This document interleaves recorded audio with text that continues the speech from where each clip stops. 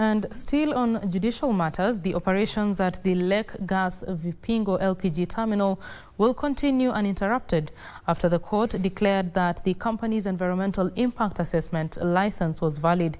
The Malindi Environment and Land Court upheld the validity of the company's environmental impact assessment license and asserted that the project had fully complied with all requirements under the Environmental Management and Coordination Act. This and more stories in the Scales of Justice segment.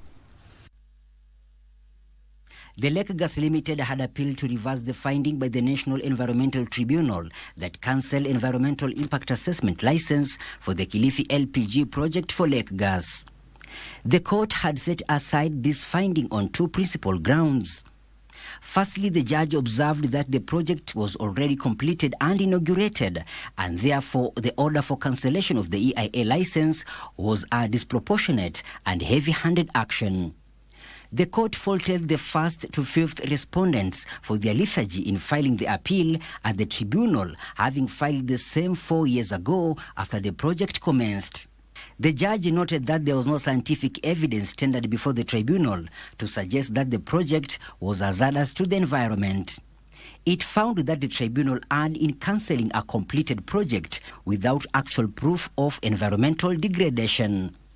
The judge noted that litigation centered on environmental protection and therefore ordered each party to bear their own costs.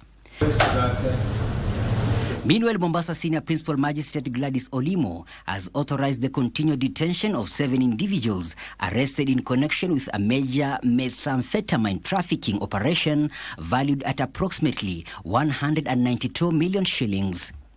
The order was granted following an application by the Anti-Narcotics Unit, which was seeking 10 more days to complete forensic analysis, profiling and narcotics sampling.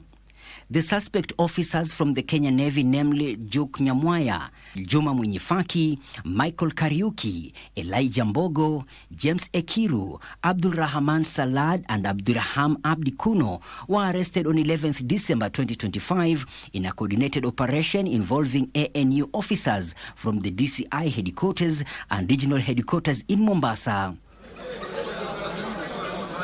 Finally, the 26 individuals implicated in the unlawful and unprocedural acquisition of vital government documents, including national identity cards, passports, birth certificates, and foreigner or alien ID cards, among others, were today released by the Kahawa Anti-Terrorist Court Magistrate Gideon Kiage without any bail or bond.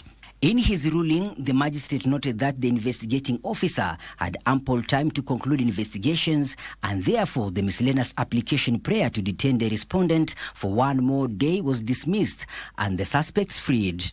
Period which the respondents have been in custody, that is from the 5th of December to date, is sufficient time for the investigators to take necessary steps in order to safeguard the investigations.